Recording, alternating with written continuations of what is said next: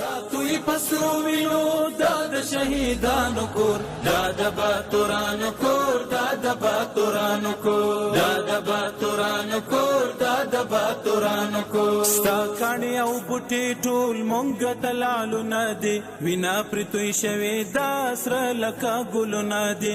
کلی څوک نیولی شي دا د زمریانو کور، دا د باتورانو کور، دا د باتورانو. د لوی او بخونکي سختن طلا په سپیشلي نامه د لغمان ملي ټلویزیون ډیرو درنو او قدرمنو لیدونکو زموږ د نن شپې خبرې ټولګې ته ښه راغلاست. نن یکشنبه د 1440 هجري شمسي کال د عقرب یادلندۍ 9 نیټه ده.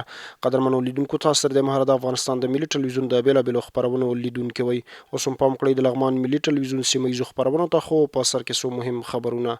زه غلام رحمان وایزي یم.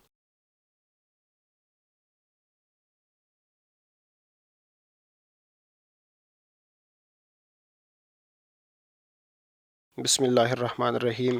د کور او خار جوړولو وزیر له لوري د لغمان راستنه شویو کډوالو ته د نمرو د ویش لړۍ پیل شوه. بل لور ته راستنه شوي کډوال خوښ دي چې د اسلامي امارت له لوري ورته د سرپناه جوړولو زمینه برابره شوه. دا د لغمان په مرکز کافرګلۍ سیمه کې د بیرته راستنېدونکو کډوالو کورنیو لپاره د تطبیق شوي پلان له مخې د نمرو د ویش پرانیست غونډه ده. په یاده پرانیست غونډه کې د کور او خار جوړولو وزیر مولوي نجیب الله حیات حقانی ترڅنګ یو شمېر ولایتي مسؤلینو هم برخه اخیستې وه. ښاغلي حقانی یادې غونډې ته په وینا کې ویل امیرالمؤمنین حفظه الله تعالی د کډوالو لپاره د ښه خدمت سپارښتنه کړې او موږ هم د یو افغان په صفت د کډوالو هر خدمت ته تیار یو. د افغانستان اسلامي امارت زعیم علی قدر امیرالمؤمنین حفظه الله تعالی ورعاه یقینا چې په دې مسله کې څومره تاکید کوي چې مهاجر باید ځای په ځای شي. هر څه چې کېږي باید د مهاجرو خدمت وشي. موږ نه د وزیر په حیث خبره کوو، نه د رئیس او د والي په حیث خبره کوو، بلکې د یو افغان په حیث او د یو سوچه مسلمان په حیث دې ته تیار یو چې خپل څادر هغوی ته هوار کړو او هغوی پکې کېنو. دا ښارګوټی په 1050 جریبه ځمکه کې تطبیق کیږي چې د اوس لپاره یې 1150 کورنیو ته د نمرو ویش پیل شو.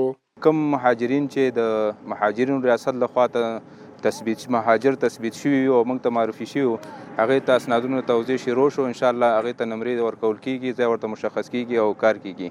دغه ساحه چې ده 1050 جریبه ځمکه ده. په دې پلان کې چې دا نن منظوري مو شو، افتتاح مو شو عملا د کار 1150 کورنیو د پاره چې په مختلفو کټګوریو کې 15 بیسپې یا 10 بیسپې او 15 بیسپې نمرې دي هغه تقسیمیږي.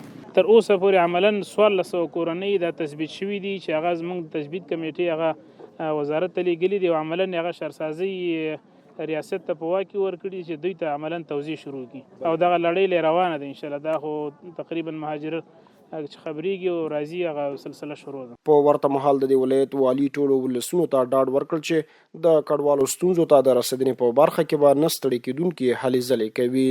لکه څنګه چې موږ دا وینا کوو او دا به انشاءالله په عمل کې تاسو ته ثابتوو، د ډېرو ویناو نه ډېر کم عمل غوره او بهتره ده چې د موږ ټوله اداره به د موږ په شمول تاسو ته عملي قدمونه پورته کوي او په عمل کې به هغه څه چې وینا مو کړي راولو چې لوغونه یې ودا ده چې تاسو یې وینئ انشاءالله چې نن د دې افتتاح کوو چې د خپلو وطنوالو ته او هغه مهاجرینو ته هغه مستحقینو خلکو ته څنګه نمرې توجیه کړو. بل لور ته راستنه شویو کډوالو د بیا مېشتېدنې په برخه کې د اسلامي امارت د مسؤلینو هڅې وستایلې. اسلامي امارت نه موږ ډېر خوشحاله یو، بس د موسساتو نه موږ خوشحاله یو چې اوس موږ پاکستان نه کډوال شوي یو او نمرې موږ د توضیح کوي او بس توجه دا غواړو چې مشکلاتو کې ګیر یو، بس زمې را روان ده، بس کراګانې د کورونو ډېرې جګې دي، کراګانې نشو ورکولی. د یاد ریاست د مسؤلینو په وینا چې د کډوالو لپاره به د مهترلام بابا دښتې په 1450 جریبه ځمکه او ترڅنګ یې د علیشنګ ولسوالۍ د شمکټ سیمې په 430 جریبه ځمکه کې هم په نږدې راتلونکي کې د نمرو د ویش لړۍ پیل شي.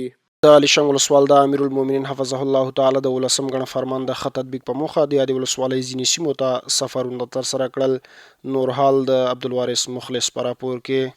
د علیشنګ ولسوال د یادې ولسوالۍ اړوند ترنګ سیمې ته سفر وکړ او د 19 ګڼه فرمان د ښه تطبیق په موخه یې د سیمې له اوسېدونکو سره ناسته وکړه. د علیشنګ ولسوال قاری عبدالقاهر متوکل د ترنګ، شمرام، قلعه حسین، قلعه بایا او اچکزي له ولسونو سره د 18مه ګڼه فرمان د وضاحت او تطبیق په موخه مجلس وکړ. نوموړي د یاد مجلس پر مهال وویل چې د فرمان ټولې لارښوونې د ټولنې د اصلاح، نظم او سوکالۍ لپاره دي او هر فرد یې باید په خپل ورځني ژوند کې په اخلاص عملي کړي. ولسوال متوکل د ناسمو رواجونو پر له منځه وړلو، د ښځو له سختو کارونو د مخنیوي، د مراسمو پر مهال د اسراف منع، د حجاب د رعایت او د ځنګلونو او چاپیریال د ساتنې پر موضوعاتو خبرې وکړي. هغه په ځانګړي ډول د تاریاکو د کرکلي پر مخنیوي ټینګار وکړ او زیاته کړه چې دا بوټی د دین او ټولنې دواړو له نظره زیانمن دی. نوموړي له علماو او قومي مشرانو وغوښتل چې د ټولنې د اصلاح، د ناسمو دودونو د ختمولو او د ناروا چارو د مخنیوي په برخه کې خپل مسؤلیتونه نور هم جدي کړي. ولسوال متوکل له اسلامي نظام څخه د ملاتړ له کبله له ولسونو مننه وکړه او ډاډ یې ورکړ چې د ټولو سیمو ستونزې به په تدریجي ډول حل شي. د غونډې په پای کې د سیمو استازي د ولسوال راتګ وستایه، خپلې ستونزې ورسره شریکې کړې او د فرمان په عملي کولو کې د بشپړې همکارۍ ژمنه وکړه. ګډ کمیسیون په مهترلام ښار کې د پلولارو د خلاصون اشر ترسره کړ.